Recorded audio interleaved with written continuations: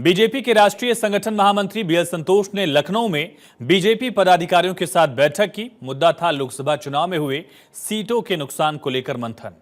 BJP के लिए इस वक्त की सबसे बड़ी चिंता की वजह दलित वोट का छिटकना बताया जा रहा है। लिहाजा बैठक में भी नेता और मंत्रियों के साथ करीब 1 घंटे तक बातचीत में दलित वोटर्स की नाराजगी का मुद्दा रहा।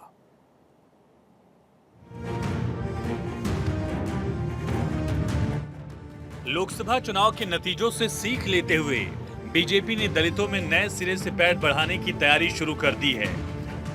इसके लिए सरकार से संगठन तक हर जगह दलितों की भागीदारी बढ़ाई जाएगी। बीजेपी संगठन के राष्ट्रीय महामंत्री बीएल संतोष इसी सिलसिले में उत्तर प्रदेश के दौरे पर रहे, जहां लखनऊ प्रवास के दूसरे दिन पार्टी मुख्यालय में एससी मोर्चा पदाधिकारियों के साथ बैठक में लोकसभा चुनाव में हार के कारणों की पड़ताल की।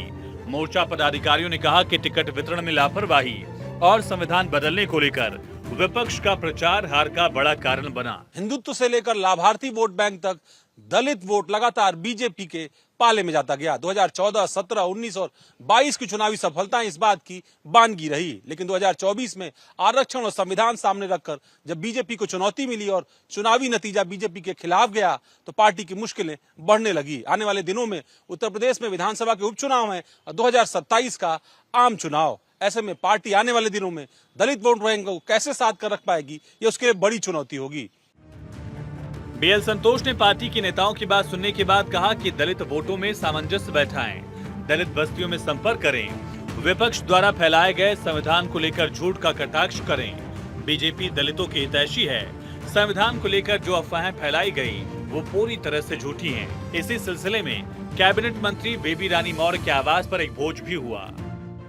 में बीजेपी उत्तर प्रदेश में बड़ी चुनावी सफलता पाती रही, लेकिन 2024 के लोकसभा के चुनाव में हार पार्टी को लगातार साल रही है। यही वजह है कि बीजेपी का राष्ट्रीय नेतृत्व उत्तर प्रदेश में लगातार चिंतन और मंथन कर रहा था और इस चिंतन और मंथन में कई सवाल उठ रहे थे।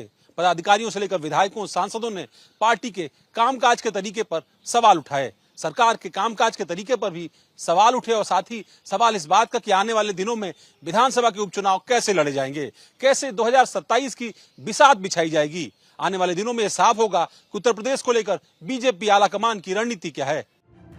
लोकसभा चुनाव में यूपी के अंदर खराब प्रदर्शन के बाद अब बीजेपी कोई कोर कसर नहीं छोड़ना चाहती। यही वजह है कि सरकार से लेकर संगठन तक बैठकों का दौर जारी है। बैठक के बाद अब संगठन महामंत्री ने निर्देश दिया है कि गांव-गांव जाकर लोगों को जोड़ना होगा। संविधान आरक्षण को लेकर विपक्ष ने जिस तरीके का भ्रम फैलाया उससे दूर करने का काम किया जाएगा। इसके लिए छोटे-छोटे आयोजन कर लोगों तक अपनी बात पहुंचाई जाएगी। Bureau report, Bharat 24।